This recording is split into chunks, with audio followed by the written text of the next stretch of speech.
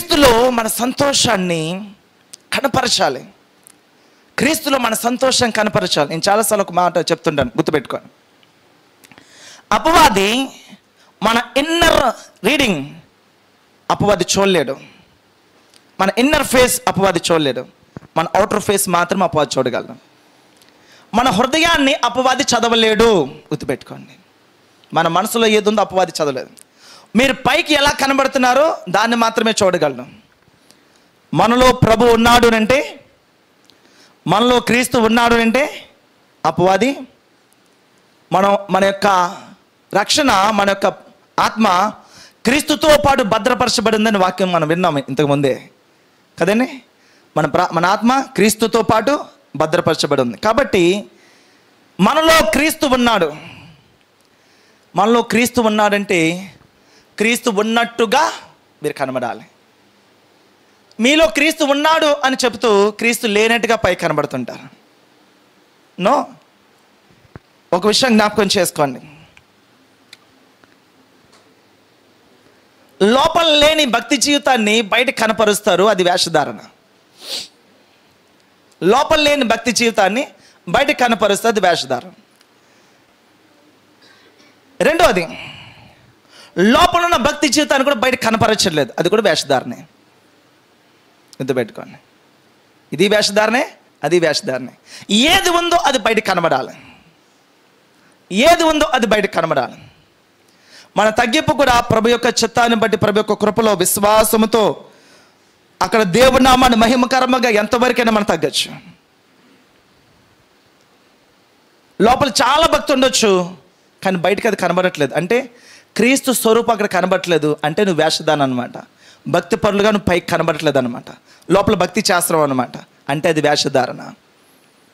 90% అది జరగదు. అది లోపల భక్తి ఉన్నప్పుడు, లోపల క్రీస్తు పట్ల భారం కలిగినప్పుడు, ప్రేమ కలిగినప్పుడు, ఆ ప్రేమ ఇతరులకు పంచే విధంగా, నడిపించే విధంగానే ముందుకుంటుంది. కానీ నేను చాలా ప్రార్థన చేస్తున్నాను, చాలా భక్తి కలిగి ఉన్నాను అని చెప్పుకునే అవన్నీ కూడా దొంగ మాటలన్నీ కూడా దయచేసి ఏమనుకోదు. అవన్నీ కూడా ఒట్టి అబద్ధాలు. అది కరెక్ట్ కాదు. క్రీస్తు మనలో ఉన్నాడు, క్రీస్తు నాలో ఉన్నట్టు దాన్ని కనపరచాలి, పైకి కనపరచాలి. సంతోషంతో, సమాధానంతో, విశ్వాసంతో దేవుడు కనపరచబడాలి. అది విశ్వాస యొక్క జీవితం. విశ్వాసి నడుస్తుంది, బా విశ్వాసిరా అనిపించాలి, కానీ పాపం విశ్వాసి అండి అనిపించకూడదు. అనిపించాడా కుప్పకూలిపోయినట్టు మన విశ్వాసం. చూడండి, పాపం విశ్వాసి అంటే రోజు అంత ప్రార్థన చేస్తాడు, పాపం అరే చేయి. దేవుడిలో కట్టబడ్డ వ్యక్తి, దేవుడితో నడిపించబడుతున్న వ్యక్తి అయ్యొచ్చు పాపం అని నడిపిస్తారా? అలా ఉండనిస్తాడా ప్రభు? బైబిల్ గ్రంథంలో ఆది కాండం నుంచి చూసుకొని ప్రకటన గ్రంథం వరకు కూడా వారు ఎక్కడ నిలబడ్డా అద్భుతాలు, మహత్కార్యాలు, సూచక క్రియలు జరుగుతూనే క్రీస్తుని కనపరుస్తూనే ఉన్నారు. వాళ్ళు అయ్యో పాపం కాదండి, వారు ఇతరులను బట్టి అయ్యో పాపం అనిపించాలి. ఏలియా దగ్గర ఒక రాజు వచ్చాడు కుష్ఠరోగం స్వస్థపరచమని. ఎవరైనా అమ్మా ఎంత లేట్గా వచ్చిందో మాట. పాట కూడా ఉంటుంది, నయమాను ఎలీషా మాట విన్నాడని. కనీసం ఆ పాట వినవాడు. కానీ వచ్చాడు, వచ్చి ఎలీషా దగ్గరికి వచ్చి నన్ను స్వస్థపరచమని అక్కడికి వచ్చాడు. ఎలీషా లోపల నుంచి మాట్లాడుతున్నాడు. ఇన్ఫర్మేషన్ లోపలికి గేజీ తీసుకెళ్ళాడు. తన next servant, next leader information లోపలికి తీసుకెళ్ళాడు. లోపల నుంచి మరలా ఇన్ఫర్మేషన్ బయటకు వచ్చింది. లోపల అయ్యగారు చెప్తున్నారు, ఆ యొక్క చెరువులో 7 మార్లు మొలగమన్నాడు, యోర్దాను నదిలో 7 మార్లు మొలగమన్నాడు. మా ఊర్లో లేవా పుణ్యక్షేత్రాలు? క్రైస్తవులు నోట ఆ మాట వచ్చిందని అంతకన్నా దౌర్భాగ్యం ఇంకేమీ లేదు. అంతకన్నా దౌర్భాగ్యం ఇంకేమీ లేదు. చనిపోయిన వారికి భోజనం పెడతాను ప్లేట్ దగ్గర, ఫోటో దగ్గర. ఇంకేం భక్తి నాకు అర్థం కాలేదు. దేవుడు మాట్లాడుతున్నా అంటాడు, దర్శనం కనబడుతున్నా అంటాడు, దేవుడు నాకు అన్నీ చూపించేస్తున్నా అంటాడు. మరి ఏం చూపించేస్తున్నాడో ప్రభు అర్థం కాదు. నేను చూశాను ఆ విషయాలు,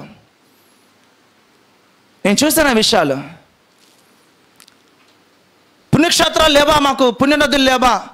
చెరువులో మునగడానికి నేను వస్తాడనుకుని నేను రాజు వచ్చాను. నువ్వు రాజు అయితేనే మంత్రి అయితే ఎవరికి కావాలి నాకు?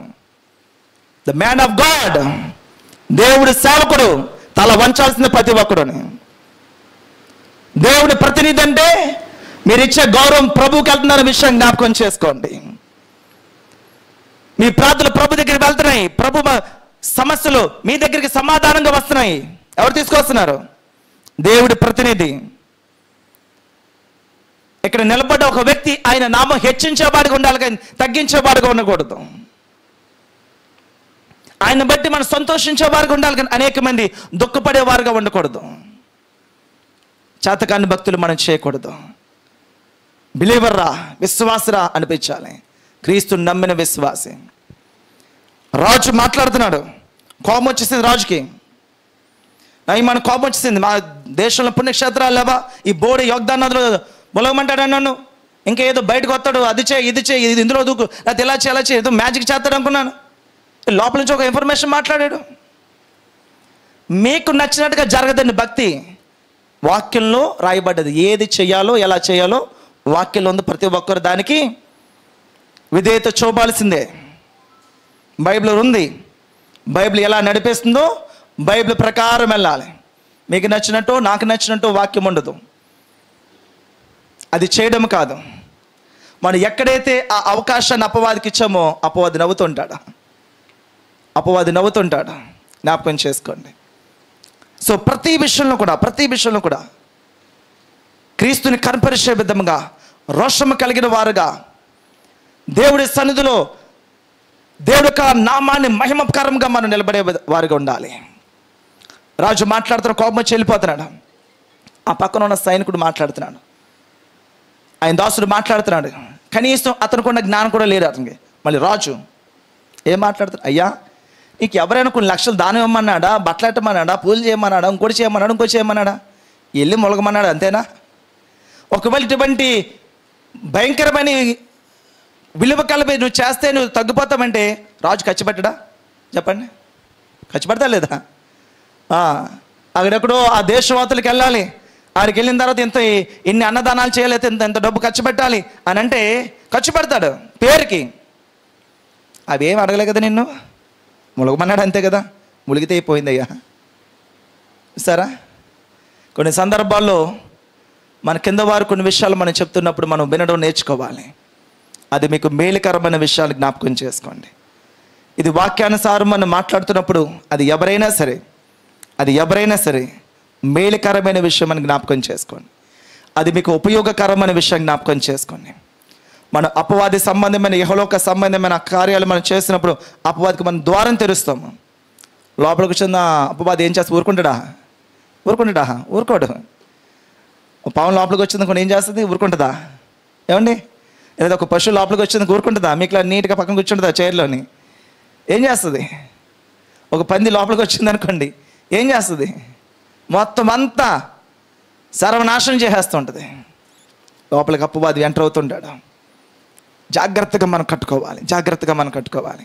అక్కడే మన విజయము అపజయము, అక్కడే ఆ కొంచెంలోనే విజయం అపజయం అనేది నిలబడుతుంటుంది. రాజు నోరు మూసుకొని వెళ్ళి ఆ యోర్దాను నదిలో మునుగుతున్నాడు. బహుశా అంత పెద్ద డైలాగులు వేసాడు కాబట్టి బహుశా అయిష్టంగానే మునుగుతున్నాడు, ఇష్టం లేకుండా మునుగుతున్నాడు, కానీ చెప్పింది చేస్తున్నాడు. అయిష్టంగానే మునుగుతున్నాడు, చెప్పింది చేస్తున్నాడు. ఒకటోసారి, రెండోసారి, మూడోసారి, నాలుగోసారి, ఐదోసారి, 6 సార్లు అయిపోయినాయి. ఇప్పటికైనా తగ్గలేదు. ఇంక 7ఓసారికి ఏం తగ్గుద్ది? ఏదో ఒక్కొక్కసారి ఏదో ఆయింట్మెంట్ రాసిన కొంచెం తగ్గుతూ వస్తుందేమో అనుకున్నాను. 6 సార్లు ములుగులు అలాగే ఉంది. 6 కాదు కదా, అర సెకను కూడా దేవుడు కార్యము, దేవుడు సమయం వచ్చే వరకు అద్భుతం జరగదు. గుర్తుపెట్టుకోండి. దేవుడు సమయం ఫిక్స్ చేస్తాడు. 7 o'clock అంటే 7 పక్కాగా ఫిక్స్ చేస్తాడు. ఒక్క సెకను 6:59, 30 సెకండ్లు, 40 సెకండ్లు, 50 సెకండ్లు, 59 సెకండ్లు కూడా దేవుడి కార్యం చేయడు.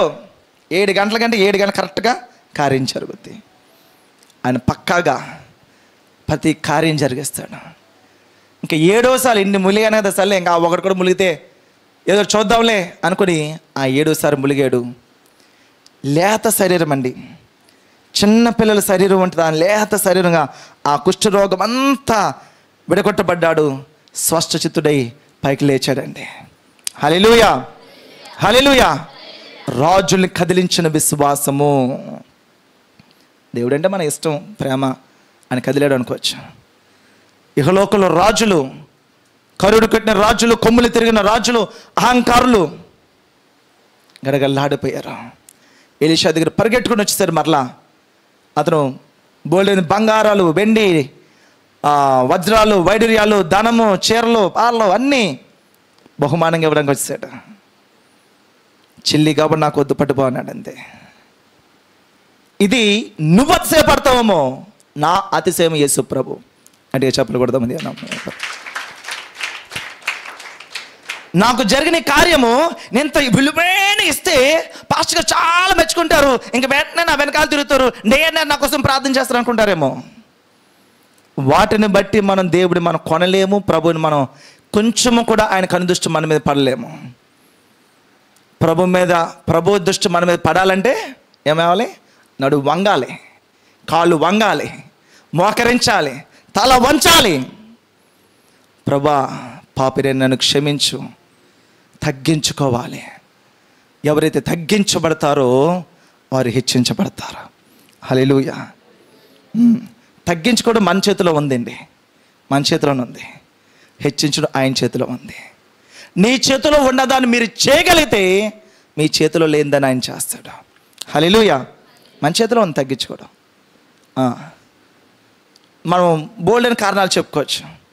ఇంకా నా ఎలాగనా, వారి దగ్గర వీరి దగ్గర ఉప్పుడా అప్పుడా, మరి నేనేంటి వాళ్ళేంటి, ఎన్నో కారణాలు ఉంటాయి. ఆ చెత్తంతా మైండ్లో పెట్టుకుంటే మీరు తగ్గింపు రాదు. ఆ చెత్తంతా మైండ్లో పెట్టుకుంటే తగ్గింపు రాదు. తగ్గించుకుంటే హెచ్చించబడతారు. దేవుడి సన్నిధిలో మనమందరం కూడా విశ్వాసంలో మనం వెతుకుతున్నప్పుడు ఎన్నో ఎన్నో ఎన్నో పరిస్థితులు మారుతుంటాయి. మనం అనుకుంటాం, ఎస్ ఓకే షూర్, ఇంక ఏ కార్యం ఉండదు, నేను విశ్వాసంలో వెళ్ళిపోతున్నాను అని అనుకుంటాం.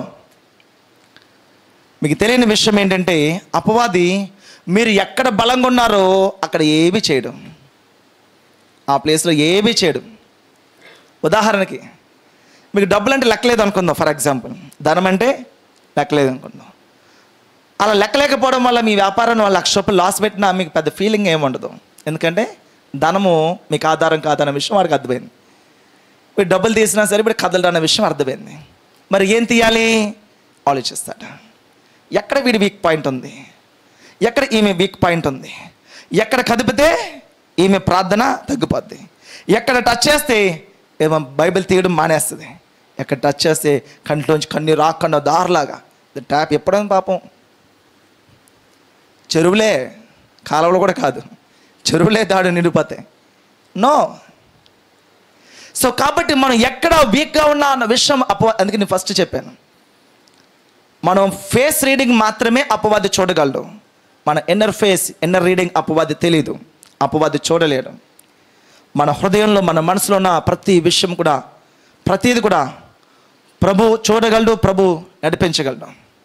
కాబట్టి ఒకవేళ భయపడే పరిస్థితి వచ్చినప్పుడు, ఒకవేళ మీరు భయపడితే అపవాదికి అది బలం అవుతుంది. భయపడుట ఎప్పుడైతే భయం అని వచ్చిందో పడిపోయావు అనమాట. ఇంకా వేరే క్వశ్చన్ లేదు, ఇంకా వేరే క్వశ్చన్ లేదు. ఇంకా భయ అని వచ్చిందంటే పడిపోయినా అన్నాడు. భయపడుట, ఆ భయం అనేది పడగొట్టడానికి వచ్చింది. No more questions. దేవుడు మనకి పిరికితనం గల ఆత్మని ఇవ్వలేదని దేవుడు వాక్యం సెలవిస్తుంది. ప్రేమయు శక్తియు ఇంద్రియ నిగ్రహం కలిగిన శక్తివంతమైన ఆత్మ ఇచ్చాడు, కానీ పిరికితనం గల ఆత్మను ఇవ్వలేదు. ప్రభు ఎవరు మన దగ్గర ఎందుకు ఉంటుంది? అది ఎప్పుడైతే భయ అని వచ్చిందో మైండ్లో ఎక్కడో తేడా కొట్టింది అనమాట, ఎక్కడో మాట జారిపోయింది అనమాట, ఎక్కడో ద్వారం తెరవబడింది అనమాట, ఎక్కడో తొందరపడ్డాను అనమాట. సరి చేసుకోవాలి, వెనక్కి వెళ్ళి సరి చేసుకోవాలి. ఎందుకు భయపడాలి? దేవుడు ధైర్యంగా ఉన్నా, నేనున్నానని చెప్తున్నాడు. ఎందుకు భయపడాలి? దేని విషయమైనా సరే, దేని విషయమైనా సరే ఒకటే గుర్తుపెట్టుకోండి, ప్రభు మనతో ఉన్నాడు, ప్రభుతో మనం వెళ్తున్నాం ఉంటేనే, ప్రభుతో అక్కడైతేనే ఇక్కడైతేనే ప్రభు ఇచ్చాడు కుటుంబం, ప్రభు నడిపిస్తాడు. మన విశ్వాసంలో మనం ముందుకు వెళ్ళిపోతూ ఉన్నాం. వెళ్ళిపోతూ ఉండాలి. దేని విషయంలో కూడా మనం భయపడేవారుగా, ఆలోచించేవారుగా, ఎప్పుడైతే మనల్ని కదలగొట్టే పరిస్థితి అపవాది పట్టుకున్నాడో మన లైఫ్ అయిపోయినట్టు. అపవాది గ్రిప్లోకి వెళ్ళిపోతాం మనం. ఇంకా ప్రతిసారి ఆ వైపు నుంచే పొడుస్తుంటాడు. నేను అనుకుంటాను, ఓకే అయిందా, ఏదైతే అవనే చూద్దాం, అయిపోయింది కదా, ఏదైతే అవనే చూద్దాం, నా ప్రభు ఉన్నాడు కదా, నా ప్రభు తెలుసు, నేను ఏదైతే అది అవనే చూద్దాం, తెల్లారితే ఏదో అయిపోద్దా అవనే చూద్దాం, నా ప్రభు ఉన్నాడు కదా నాకు, సరే ఓకే, మునిగిపడే చూద్దాం, కాలిపోనే చూద్దాం, నా ప్రభు ఉన్నాడు కదా, సరే ఓకే, నో ప్రాబ్లం. సో ఇటువంటి దేవునిలో, క్రీస్తులో కొన్ని సందర్భాల మొండి విశ్వాసంలో మనం ఉండగలగాలి. ఓకే అవునే, నా ప్రభు నాతో ఉన్నప్పుడు నాకు వ్యతిరేకంగా ఏది జరగదు, అది ఏది జరిగినా నా ప్రభు నాతో ఉన్నాడు. షద్రక్ మేషక్ అబేద్నెగోలు అదే చెప్తున్నారు వాళ్ళు.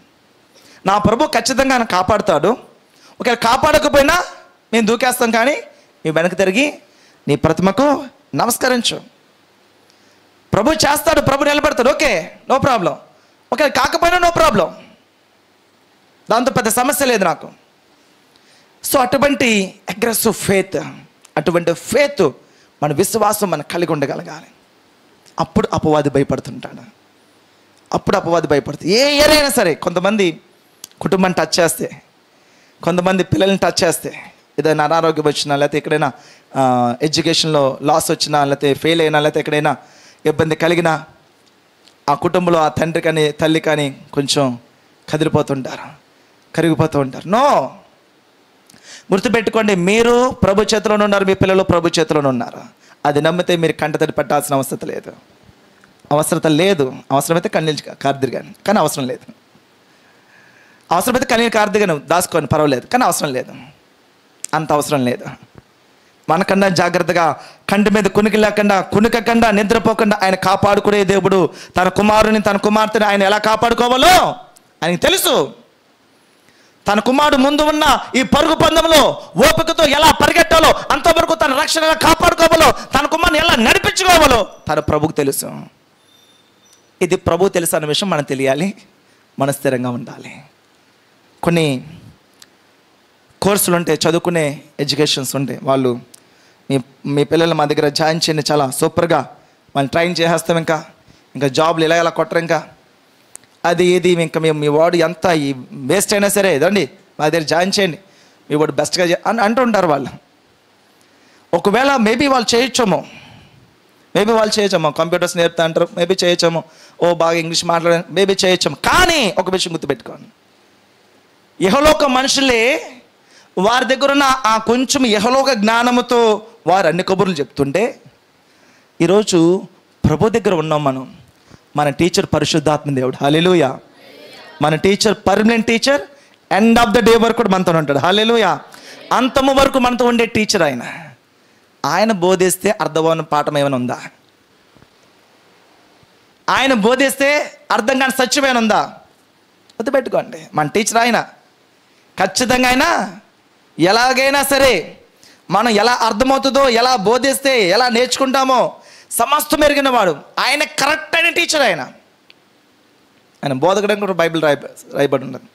ఆయన మనం బోధించేవాడు, ఏది ఎక్కడ ఎలాగా చేయాలో పరిశుద్ధాత్మ దేవుడు ఆయన ప్రేరేపించి బోధించే దేవుడు ఆయన. కాబట్టి ఆయన తెలుసు మనం ఎలాగా ఏంటి సమస్తం కూడా ఎరిగిన వాడు. కాబట్టి నాకు ఆయన చాలు, ఆయన తగినవాడు. ఇంకెవడో నాకు బోధించలేడు, ఇంకెవడో నాకు ఎక్స్ప్లెయిన్ చేయలేడు. నా ప్రభు నాకు చాలు, హల్లెలూయా. నా ప్రభు నాకు చాలు. నా ప్రభు నాకు చెప్పకుండా ఒకవేళ ఎవరైనా ఏదైనా ఇలా చేస్తే బాగుంటుంది పాస్టర్ గారు, అలా చేస్తే బాగుంటుంది అంటే అందరూ ఫలితం ఉండదు. నో, నిల్ బెనిఫిట్. సాధారణంగా విషయాల్లో నేను వెళ్ళను. చాలామంది బయటికి అంటే మేలుకరమైనవే, మంచి విషయాలే. ప్రభు చెప్తే నాకు ఆలోచన ఉంటుంది. ప్రభు చెప్పాడంటే దానికి కావాల్సిన ప్రతి ఆలోచన ఆయన నాకు నేర్పిస్తాడు, చూపిస్తాడు, ఇలా చేయాలని చూపిస్తాడు. అది లేకపోతే చాలా కష్టపడుతుంటాం. ప్రభు చూపించలేదంటే అది ప్రారంభించాను, అది కష్టపడుతుంటాం. నో, ప్రభు మాట్లాడాడంటే, ఒక విషయం చెప్పాడంటే హౌ టు గో, అక్కడికి వెళ్తే నీకు దీవెన కలుగుద్ది అంటాడు. మరి వెళ్ళాలి కదా, ఇక్కడి నుంచి అక్కడికి వెళ్ళాలి కదా. నా ప్రభు ఏం చేస్తాడు? ఎలాగ వెళ్ళగలవో, ఈ వెళ్ళే మార్గం ఎన్ని టర్నింగ్లు ఉంటాయో, ఎన్ని లోయలు ఉంటాయో, ఎన్ని ముళ్ళు ఉంటాయో, ఎక్కడెక్కడ ఏ పరిస్థితులు ఉంటాయో అంతా రూట్ మ్యాప్ ఇచ్చేస్తాను నా ప్రభు. అది పట్టుకునే ముందుకు దిగుతూ ఉంటాను దేవుడికి సన్నిధిలో. హల్లెలూయా, హల్లెలూయా. సో ఈరోజు మనం దేవుడితో మనం కలిసి నడుస్తున్నాము, దేవుడితో ఉన్నాము అన్న విషయము మనకి మన పక్కవారి తెలియాలి. వీరు క్రీస్తుతో కూడా ఉన్నారు అని మీ పక్కవారు మేము చూసి చెప్పగలుగుతున్నారా? వీరు క్రీస్తుతో పాటు ఉన్నారు, యేసు ప్రభు వలె ఉన్నారని పక్కవారు చూసి చెప్పగలుగుతున్నారా? అటువంటి చెప్పే సాక్ష్యము మనం సంపాదించుకోగలుగుతున్నామా? పౌలు భక్తుడు సువార్త ప్రకటిస్తూ ఒకరోజు ఒక మార్గం గుండా వెళ్ళిపోతుంటే అక్కడ ఒక బిజినెస్ జరుగుతుంది. ఏంటా బిజినెస్ అంటే, ఒక వ్యక్తిని దయ్యం పట్టింది, ఒక ఆమెని దయ్యం పట్టింది. ఆ దయ్యం పట్టిన ఆమెని చెదురు కాళ్ళు కట్టేసి అక్కడ పెట్టి, ఎవరైనా వస్తే వాళ్ళ ఇంట్లో విషయాలు, జరిగిన విషయాలు ఏమైనా మరి దయ్యం తెలిస్తే కదా, మరి జరిగిన విషయాలు అంటే ఇహలోకంలో జరిగిన విషయాలు, జరగలేని విషయాలు దేవుడు అద్భుతం అక్కడ కనబడవు, వినబడవు కూడా. జరిగిన ఎందుకంటే దురాత్మ తెలుస్తుంది మనం ఎక్కడికి వెళ్ళామో, ఎక్కడి నుంచి వస్తున్నామో, ఏం జరుగుతుందో పైకి కనబడే విషయాలు చెప్తున్నాను మీకు, చెప్తుంది. ఈ దురాత్మను పట్టుకొని బిజినెస్ చేసుకుంటున్నారు కొంతమంది. ఏ పడితే అది సమాధానం చెప్పుద్ది, బోల్డెన్ డబ్బులు వస్తున్నాయి. దేవుని బిడ్డలంటే, అయితే విశ్వాసి అంటే నాకు చాలా రోషం కలుగుద్ది ఆ మాట విన్నప్పుడు. పౌలు భక్తుడు అలా వెళ్తుంటే ఆ దురాత్మ కదిలించబడిపోయి దేవుని శక్తికి వణికేసి, అమ్మో దేవుని కుమారులు వస్తున్నారు, అగో దేవుని కుమారుడు, అదిగో దేవుని కుమారుడు, అతనే దేవుని కుమారుడు, అదిగో వెళ్ళిపోతా దేవుని కుమారుడు అడుగో అంటుందంట. ఆ దురాత్మ అతడు దేవుడి కుమారుడు అన్న విషయం అక్కడెక్కడో ఉన్న మార్గంలో మధ్యలో ఉన్న దురాత్మ తెలిసింది. పౌలు భక్తులు కూడా పెట్టినాడు అన్నమాట. ఒకసారి అయింది, బహుశా 2 సార్లు అయింది, 3వసారి విసుకొచ్చేసింది. ఆ దారిని వెళ్ళినప్పుడు అదిగో దేవుడు కుమారుడు, దేవుడు కుమారుడు, దేవుడు కుమారుడు, దేవుడు కుమారుడు, ఏంటి చెత్త అంతనే పౌలు లోపలికి వచ్చాడు. అంతే, యేసు నామములో గెట్ అవుట్ అన్నాడు. అంతే, గొప్ప గులిపోయింది, అంతే పోయింది, వెళ్ళిపోయింది. అపవాదికి తెలిసింది ఎవడు శక్తివంతమైన ప్రార్థనా పరుడో, ఎవడు శక్తివంతమైన ప్రార్థనా పరుడు కాడో, ఎవరిని చూసి భయపడాలో, ఎవరిని చూసి ఎంతలే అని అనుకోవాలో అపవాదికి తెలుసు. అందుకే క్రమమైన విశ్వాస జీవితాన్ని మనం నడిపించుకోవాలంటాను. నేను ఒక క్వశ్చన్ అడుగుతాను, ఎంతమంది సమాధానం చెప్తా చూడండి. ఒక క్రమమైన ప్రార్థనా జీవితం ఉంది అన్న వాళ్ళు చెప్పండి. అంటే పలానా టైం నా ప్రార్థన టైం అని, అలానా ఒక టైం ఉందని అని చెప్పేవాళ్ళు ఎవరైనా ఉన్నారా? క్వశ్చన్ చేసుకోండి. నాకు ఎప్పుడు ఖాళీ ఉంటే అప్పుడు చేసుకోవడం అనేది కరెక్ట్ కాదు. అది అపవాది పెట్టే భయంకరమైన గుచ్చది. అలా పెట్టుకోకూడదు. మీకు నచ్చిన టైం ఫిక్స్ చేసుకోండి, గుర్తుపెట్టుకోండి. మీకు నచ్చిన టైం ఫిక్స్ చేసుకోండి. మీకు ఎప్పుడు ఫ్రీ అవుతుందో, ఎప్పుడు ఖాళీ అవుతుందో, అది ఎప్పుడు మీకు ఇష్టం అవుతుందో అప్పుడే పెట్టుకోండి. కానీ క్రమముగా చేయండి, విడవకుండా చేయండి. మీకు నచ్చిన టైం అయినా సరే చాలా ఇబ్బంది కలుగుతుంది, అయినా సరే మీకు సరైన టైము, నచ్చిన టైము, ఇష్టమైన టైం. ఎక్కువ స్త్రీలు ఉన్నారు కాబట్టి హౌస్ వైఫ్స్ ఆఫ్టర్ లంచ్ 2 to 4 నాకు తెలిసిన చాలామంది ఆ సమయాన్ని చక్కగా దేవుడితో గడుపుతుంటారు. వాళ్ళు చాలామంది పడుకుంటారు, పగలు పడుకోవడం అనేది వేరే సంగతి అది. బట్ ఆ టైము చాలా ప్రశాంతంగా వాడుకుంటారు, వాళ్ళు చాలా మంచిగా వాడుకుంటారు ఆ సమయాన్ని. బట్ ఏదైనప్పటికీ కూడా మీరు ఏ టైంకి మీరు ఏర్పాటు చేసుకున్నా, మీరు ఏర్పాటు చేసుకున్న ప్రతి టైంలో కూడా అపవాది శోధన ఉంటుంది, ఇబ్బంది ఉంటుంది, కష్టాలు ఉంటుంది. వాటిని అన్నిటిని తట్టుకొని ఓర్చుకొని పక్కన పెట్టి సరిగ్గా నువ్వు ప్రార్థన కూర్చుంటుంటావు, అప్పుడే ఎవరో ఫోన్ చేయొచ్చు. ఏం చేయాలి? ముందు దాన్ని ఆపేయాలి. మొట్టమొదటి మన ప్రార్థనలకు వెళ్ళాల్సిన సమయం ఏంటంటే, ఇంక్లూడ్ మీ, ఫస్ట్ దాన్ని కంటిన్యూస్ పక్కన వేసామనుకోండి, సగం దరిద్రం ఆగిపోద్దండి, గుర్తుపెట్టుకోండి. అనుకోవచ్చు, అమ్మో చాలా ఇంపార్టెంట్ కాల్స్ వస్తే దానివల్ల చాలా నష్టం. ప్రభు మీతో ఉంటే నష్టం ఎక్కడ వస్తుందండి? అంతే, ప్రభు మీతో ఉన్నాడు, నష్టం ఎక్కడ వస్తుంది? మీరు ఎక్కడ కూర్చుంటున్నారు? ప్రభు దగ్గర కూర్చుంటున్నారు, ఇంకా నష్టమే ఉంటుంది. కట్టిపడండి దాన్ని పక్కనండి. సో కాబట్టి ఆ సమయము అప్పుడే బంధువులు వస్తారు, సరిగ్గా మోకరేస్తున్నాం, బెల్ కొడతాం, టింగ్ టింగ్ టింగ్ టింగ్ టింగ్ టింగ్. మరి మీరు చేయగలిగితే చేయండి. ఒకవేళ వాళ్ళు వస్తే కూర్చోబని చెప్పి 1 అవర్లో నేను వస్తాను, మీరు వెయిట్ చేయండి అని లోపలికి వెళ్ళి ట్రై చేసుకుని రండి. ట్రై చేయండి, ఎక్కడైనా జరుగుద్దాం. అరే ఏం ట్రై అంటే నా ప్రే టైం అన్న, అయితే అయిపోయిందా చేసుకోలో, ఈ టైం నేను దేవుడితో ఫిక్స్ చేసుకున్నాను, మీరు కూర్చుంటా అంటే ఓకే వెళ్ళనుకుంటా. లేదు ఇప్పుడు నేనే మీ దగ్గరికి వస్తాను, ఒరే ఇక్కడ అక్కడికి దగ్గర తీసుకెళ్దాం, 1 గంట తర్వాత తీసుకెళ్దాం, ఏం పర్లేదు. ట్రై చేయండి, ఎక్కడైనా జరుగుద్దాం. మీరు చేయగలిగారంటే హ్యాండ్స్ అప్ ప్రభులో. ఒక క్రమమైన ప్రార్థనా జీవితాన్ని మీరు కలిగి ఉండాలి, పెట్టుకోండి, దాన్ని స్టార్ట్ చేయండి. ఎక్కడ ఏ పరిస్థితులు మిమ్మల్ని ఆపుతాయో నేను చూస్తాను. క్రమమైన ప్రార్థనా జీవితం. మా అమ్మాయి ఈ టైం నుంచి ఈ టైం వరకు ప్రార్థన ఉంటుంది, ప్రభుత్వం ఉంటుంది, కదపకూడదు అన్న విషయం కుటుంబ సభ్యులు గ్రహించగలగాలి, ఫ్యామిలీ మెంబర్స్ గ్రహించగలగాలి, చూడగలగాలి. అది డాడీ ఈ టైం నుంచి ఈ టైం వరకు డాడీని డిస్టర్బ్ చేయకూడదు, అయితే మా వైఫ్ ఈ టైం నుంచి టైం వరకు తను బిజీగా ఉంటుంది అన్న ఇంపాక్ట్ మీ ఫ్యామిలీ మీరు తీసుకురాగలుగుతున్నారా?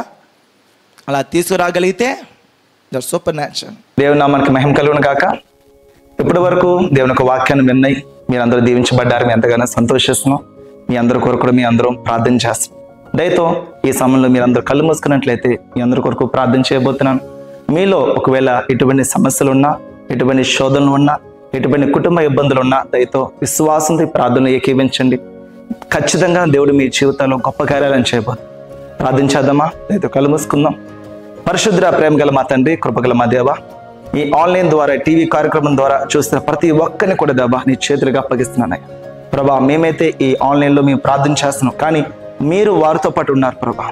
వారు ఏ స్థితిలో ఉన్నారో, ఏ పరిస్థితిలో ఉన్నారో పరిశుద్ధాత్ముడా మీరే వారితో పాటు ఉండి దేవా యేసు నామములో తండ్రి ప్రభా ఘనమైన కార్యము, గొప్ప విషయము తండ్రి ప్రభా వారు పొందుకుంటూ సహాయం చేయండి. ఒకవేళ ఆర్థికపరమైన సమస్యల్లో అప్పుల బాధలో ఉన్నారేమో, నజరేయుడైన యేసు నామములో ఆ రుణములనే కార్యం విరగొట్టు వేస్తున్నామయ్యా. యేసు నామములో విజయము కలుగును గాక. శరీర సంబంధమైన అస్వస్థత, బలహీనత, రోగముతో ఉన్నారేమో, యేసు పొందిన దెబ్బల చేత వారికి స్వస్థత. ఎస్, ఆయన తన వాక్కును పంపి వారిని బాగు చేసిన వాక్యం సెలవిస్తుంది.